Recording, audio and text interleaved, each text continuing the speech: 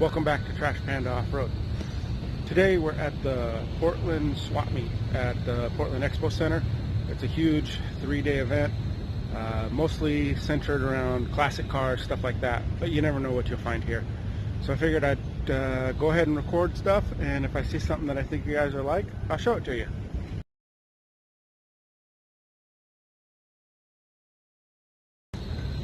I've been coming to this swap meet for years, and this year the attendance from the vendors is way down.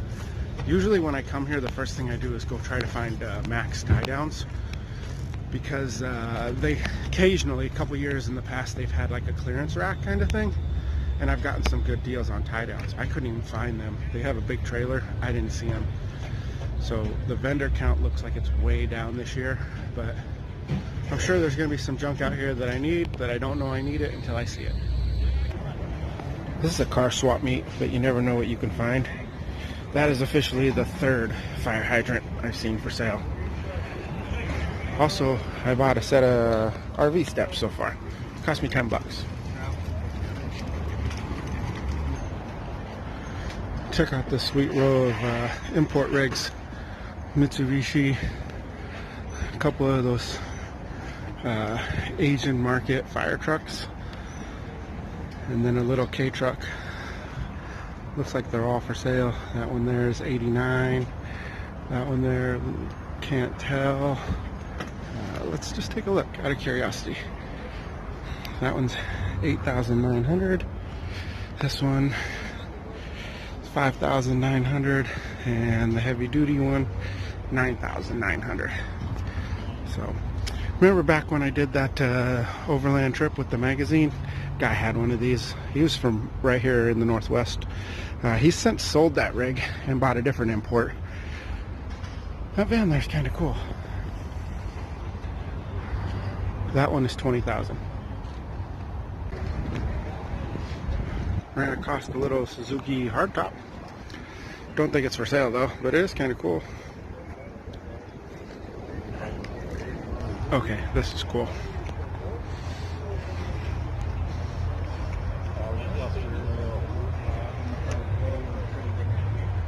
$25 grand, 1,000 horsepower. Little rocket.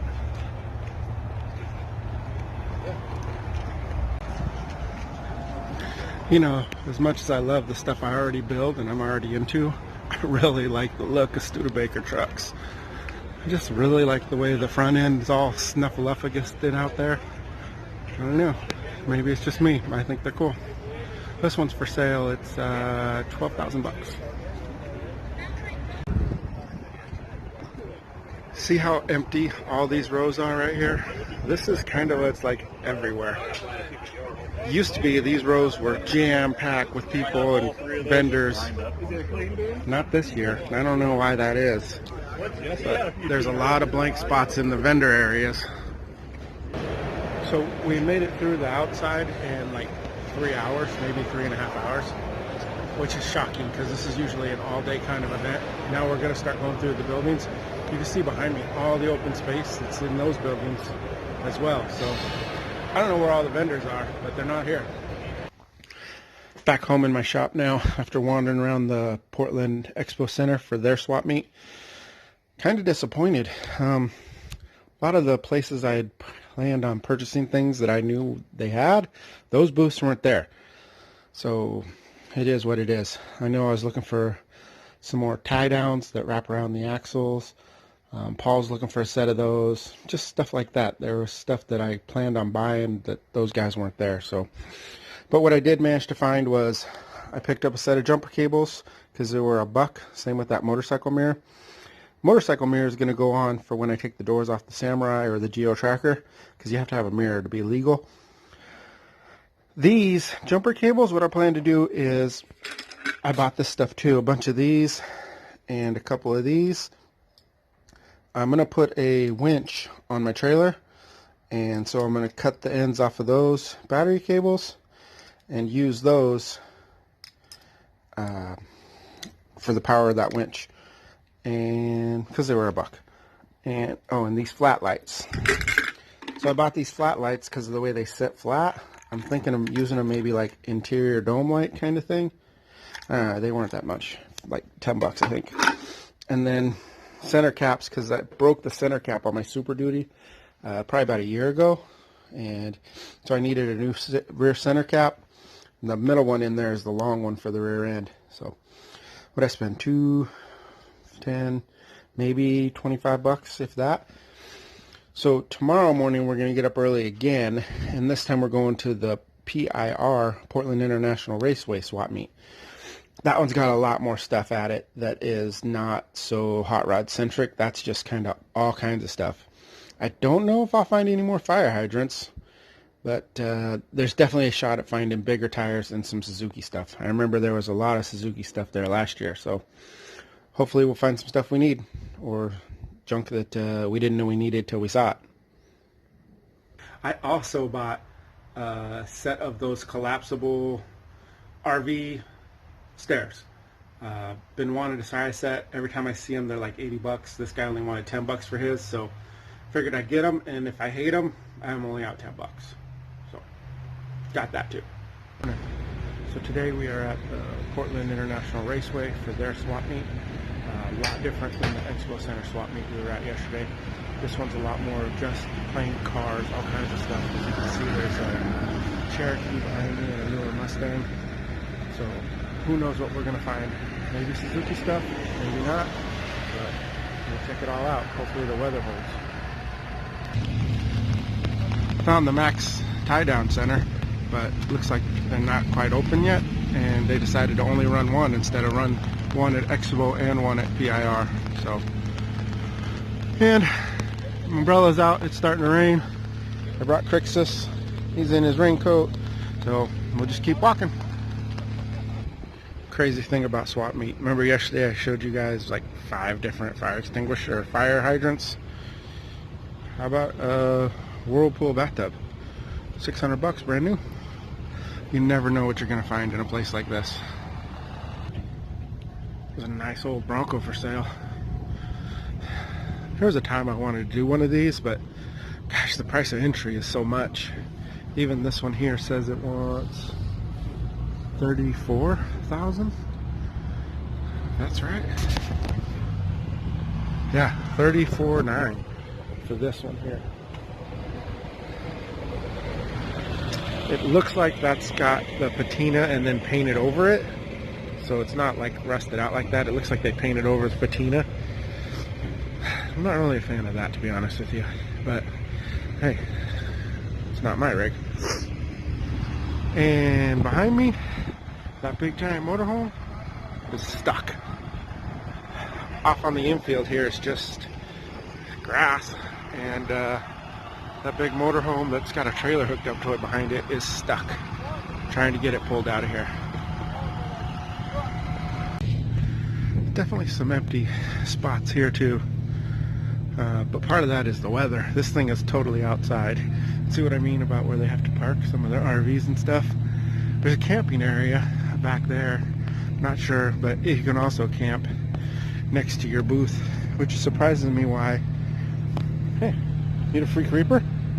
So whoever was here just left some stuff and decided to call it a day because of the weather and stuff. It's supposed to rain all day, but we're getting pretty lucky so far, so hope that holds out, and hope we can find some Suzuki stuff, or maybe some stuff for my wife's Willie's Jeep. It is right around 8 o'clock. The place has been open for over an hour. Even though the RVs are parked behind stuff, booths still aren't open. So, I don't know, maybe they're making breakfast or something. Oh, that guy is going to have a heck of a time getting out of there.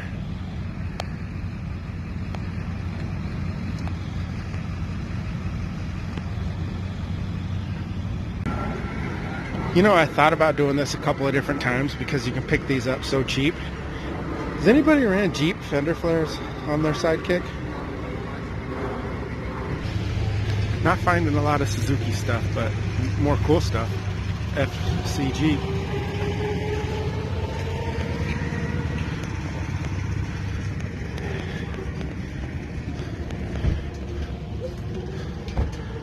Lost title, 4,500.